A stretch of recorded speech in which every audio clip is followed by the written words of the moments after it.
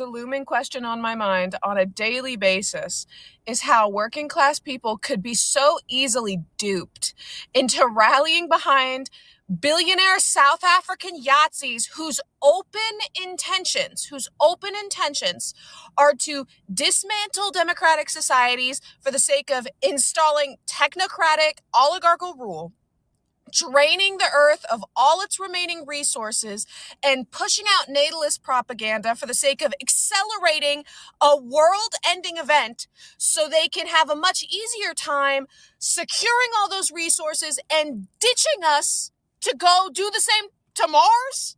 What timeline is this? This is insane. It's just so easy.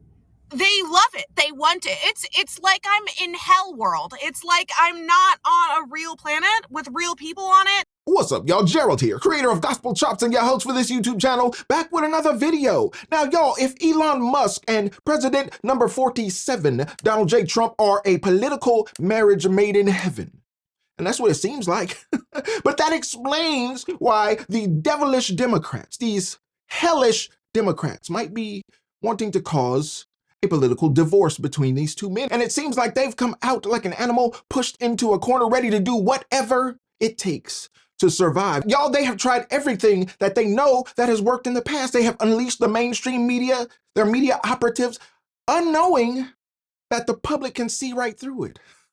Seems like they're that far out of touch.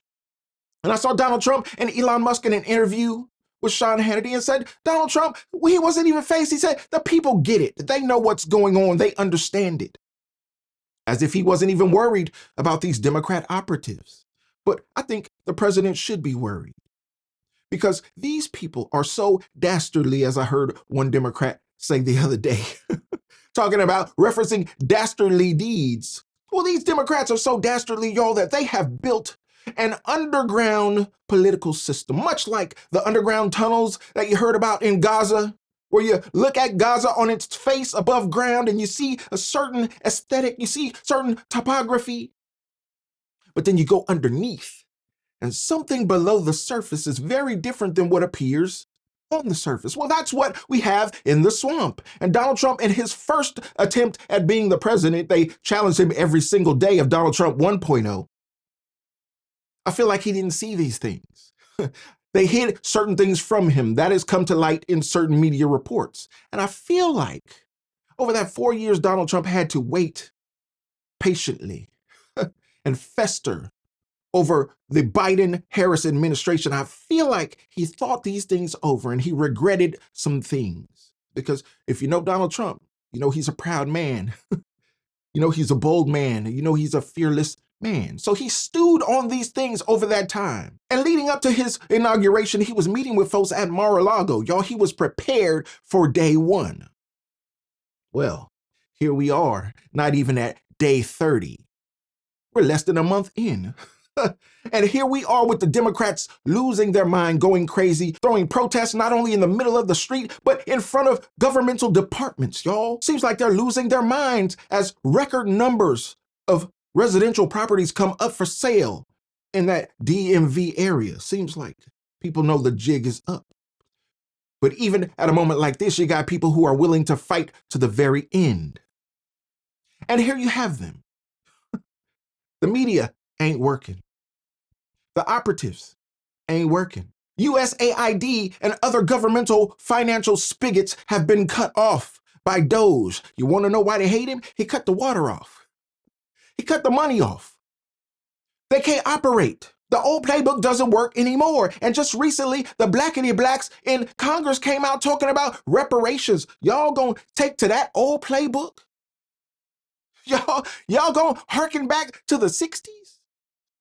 And beyond, you think that's going to play well as the government shrinkage is coming into place? Well, no. The public is not falling for it. We voted for it. And it seems like we're getting exactly what we voted for as y'all cringe in that corner, ready to strike for the last time before everything goes dark for Democrats.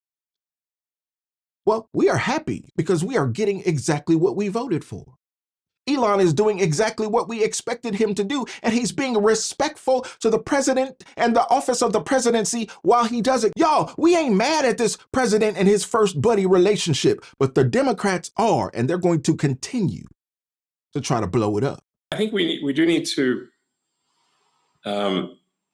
delete entire agencies as opposed to leave part of them behind. Because if you leave part of them behind, it's easy. It's kind of like if leaving a weed. If you don't remove the roots of the weed, then it's easy for the weed to grow back. There's like National Endowment for Democracy, but I'm like, okay, well, how much democracy have they achieved lately? I don't know, not much. The United States has been kind of pushy in international affairs. I think we should, in general, leave other countries to their own business. And basically, America should mind its own business. I mean, look, You wearing a T-shirt on a Skype at a conference? He can do it. He's the richest man in the world. He can do whatever he wants. Yeah. But really, it's a serious question. Is he Elon Musk's special government employee, the most powerful man, maybe second to the president of the United States, or Elon Musk, the billionaire, most wealthy businessman in the world, speaking to potential investors? He's a special employee appointed by the President of the United States who ran around the country with Donald Trump, who said, if I get elected, I'm going to let this man run crazy through the government and toss it. He says there's a lot of agencies. Yes, there's more agencies than there are years that we've been a country, most of which most Americans have no idea what they do. For every new law, there is 18.5 new regulations, according on average by DOJ's numbers, that are added onto the books. That lawsuit that was brought up, to me, was bananas. They said he's an agent of chaos. You know what's chaotic? A debt of $36 trillion in a treasury that has no way of accounting and rectifying their bills. That's chaos. I want to hear why, but do you think that calling Elon Musk a dick is effective messaging for confronting what is a potentially irreversible transformation of the U.S. government? Well, he is a dick. And I think that he's also harming the American public in an enormous way. And what I think is really important, and what the American public want, is for us to bring actual weapons to this bar fight. This is an actual fight for democracy, for the future of this country. And it's important to push back on the chairperson of this committee. I mean, Marjorie Taylor Greene talks about having decorum, about bipartisanship. This is the person that lies more than anybody else in the entire Congress. And so if she is going to make a mockery of hearings, I want to make sure that us as Democrats are bringing that same level of energy. And of course, after those comments, we went into exactly what Elon Musk is trying to do: dismantling the Department of Labor, dismantling the Department of Education, dismantling all of our consumer protection agencies. And so it's all important, but it's also important to get the attention of the American public and call Elon Musk out for what he is, and to make people know that Marjorie Taylor Greene is not a serious legislator, and she shouldn't be treated as such. Y'all, whoever told the Democrats that it was a good idea to make cursing part of their political strategy, fire that consultant, fire that staffer, fire whoever came up with that idea, because it is foolish and it is ineffectual in this moment. America is getting what they voted for. America is getting what they want. They want the shrinkage of government. We understand that there's going to be some financial and economic pain involved. Donald Trump even said it. There might be some short-term pain. But we understand that we got 100 days to get things done. No, we don't have until the midterms. That's too much time, because things that we do in the first 100 days are going to take time for the efficacy to be apparent to the American people. We got to get it in there. We got to get it done and give it time to do its thing. Let it marinate, so to speak. Well, we are here for it. But Donald Trump and Elon Musk are here for it as well. And they are stating publicly that these Democratic attacks, these lame old playbook plays, y'all need to call an audible, because these old plays, we done figured them out. Yeah, that underground economic system that y'all put in place over generations, we found it. We figured it out. Yeah, they thought that after the first Trump presidency, it was over. Who dodged a bullet? Who he didn't find the stash? Who we still got things in place. He didn't wreck everything. Now we're back in power. We can just let it all fly. They never expected him to get elected again. And they were willing to do whatever they needed to do in order to stop it, including unaliving him. Well, it didn't work. Well, here we are, and America wants these two to rock out with their rocks out. This is what we want. Democrats have a seat. You have to be keenly aware that the media and the punditry class, not that, I think you've proven they have no power anymore because they threw everything they had at you and they didn't win. And that was, the New York Times, Washington Post, 3 networks, every late night comedy show, 2 cable channels. They threw everything, lawfare, weaponization. Sure. And now I see they want you two to start, they want a divorce. They want you two to start hating each other. And they try, President Elon Musk, for example. You do know that they're doing that to you. Oh, I see it all the time. They tried it, then they stopped. That wasn't, they have many different things of hatred. Actually, Elon called me. He said, they're trying to drive us apart. I said, absolutely. No, they said, we have breaking news. Donald Trump has ceded control of the presidency to Elon Musk. President Musk will be attending a cabinet meeting tonight at 8 o'clock. And I say, It's just so obvious. They're so bad at it. I used to think they were good at it. They're actually bad at it, because if they were good at it, I'd never be president. Because I think nobody in history has ever gotten more bad publicity than me. I could do the greatest things. I get 98% bad publicity. I could do, outside of you and a few of your very good friends, it's like the craziest thing. But you know what I have learned, Elon? The people are smart. They get it. Yeah, they do, actually. They get it. They really see what's happening. Yes. Oklahoma Governor Kevin Stitt, who is a fan of the work DOJ is doing and all the fraud it's uncovering. Governor, good to have you back on. Look, the Department of Education, the Democrats' argument is like, well, Oklahoma, how could you be for this? You have 20% of your education budget funded through the DOE. Well, first off, I'm with you. I think the American people are so excited about Elon actually focusing. And think about it. We have the richest man in the world, a brilliant mind, taking off from his company to help us look at this spending. The only people that are critical of this are people that are on the take, government bureaucrats, and we love it in Oklahoma. And I think most of Americans are applauding it. And we're doing DOJ in Oklahoma as well. You're going to love this. Today, we banned pronouns from people's email, and I had 5 employees leave in protest. And I've been high-fiving everybody around the office today.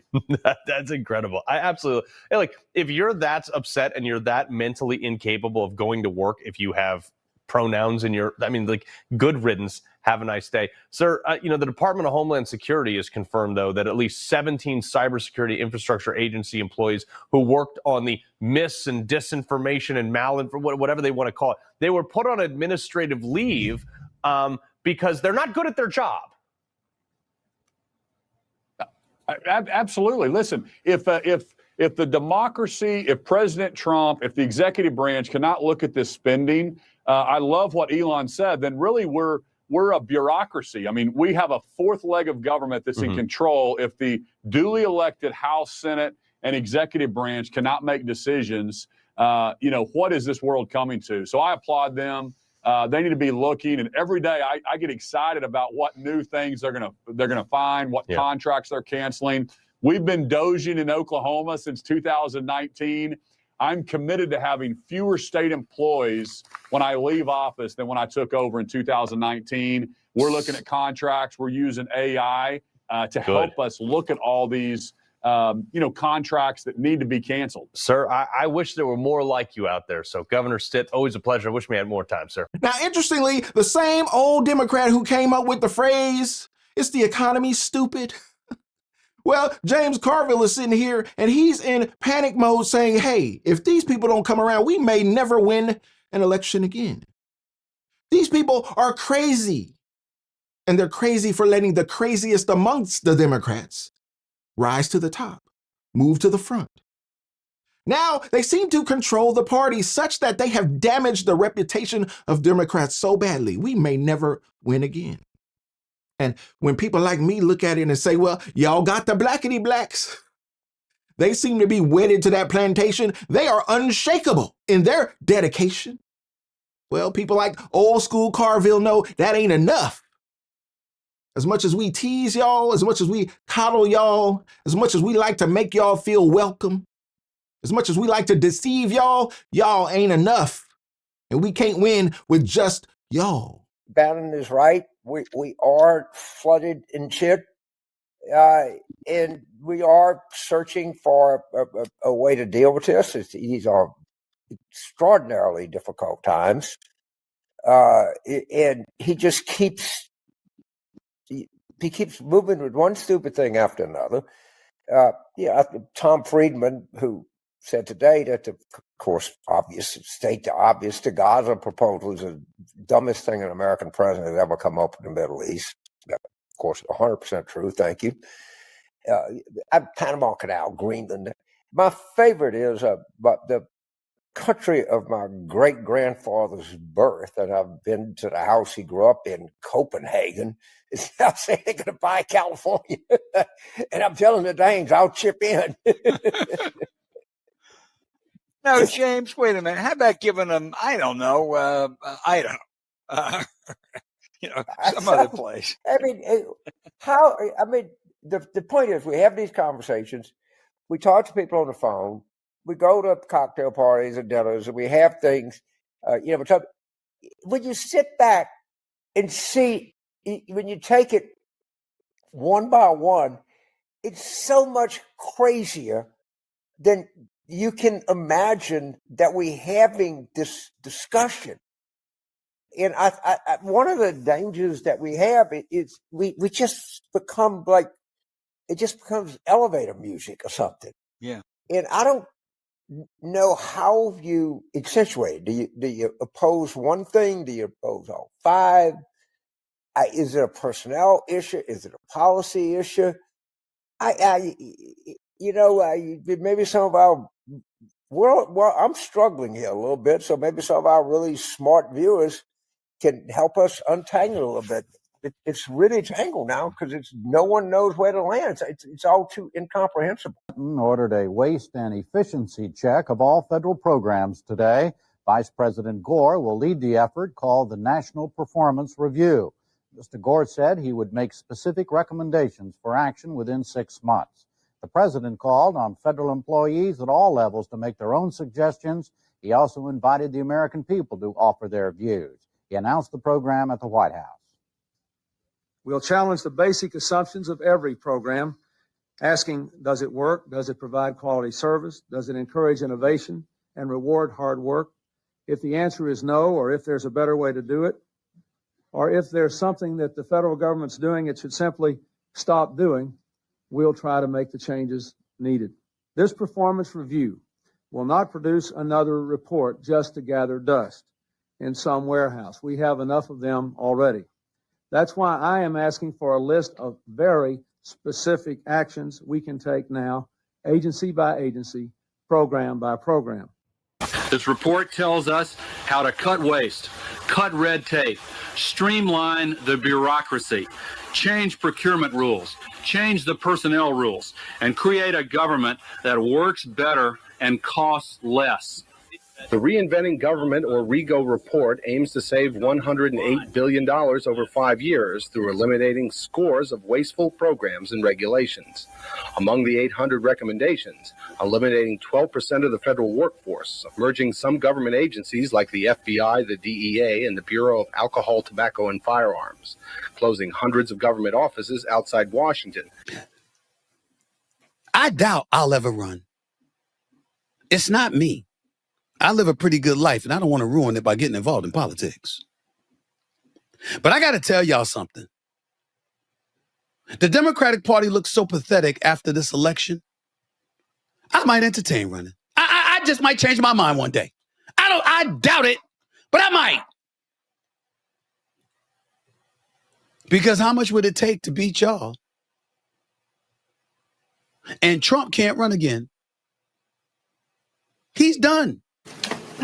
Leader, I have a question about messaging as well. I don't know if you've seen the buzz building about Stephen A. Smith, the ESPN personality, and running for president. I'm wondering what you make of that and what you think it might say about how effectively Democrats are messaging at this time. 2028 is way off in the distance. House Democrats are engaged in an hour-by-hour, day-to-day, week-to-week struggle on behalf of the American people. In the context of the first 100 days, and beyond. Do you think There's a lot to like about Stephen A. Smith, including the fact that we are both diehard Knicks fans. And there you have it, y'all. Time does bring about a change. And just one generation ago, well, maybe two, because y'all popping them babies out earlier and earlier these days. Maybe 2 generations ago, the Democrats stood for something very different. And you see it, it's been recorded. You can look back at Obama, see what he said about economic policy, about immigration, about shrinking government, shrinking spending. You can go back to Bill Clinton, see what he said. The Democrats once stood for something very different than what they stand for now. And you got old school cats like Carville who remember those days and say, hey, seemed like we were making sense 2 dozen years ago. Seems like now we have gone off the rails and perhaps this Democrat train will never come back to the days of old glory. Well, hey, all I can say to the new Democrats, the purple hairs and the green hairs and the blue hairs, and even the old school Dems like Carville, at least you got the blackity blacks. Y'all, let me know what you think about this craziness that is going on. They cannot separate Donald Trump and Elon Musk. They are conjoined in their political efforts, and we are glad about it. We can't wait to see what they do next. Y'all, there's so much content to create based on everything they do every day of the week. Y'all, it's like drinking political water from a fire hose. And I'm here for it every step of the way. Y'all let me know what you think about this in the comments. I'd love to know your thoughts. And don't forget to like the video, subscribe to the channel, and share the video so we can get more people involved in the conversation, y'all. And like I always say, always remember and never forget, without the gospel, it's just chops. Until next time, peace.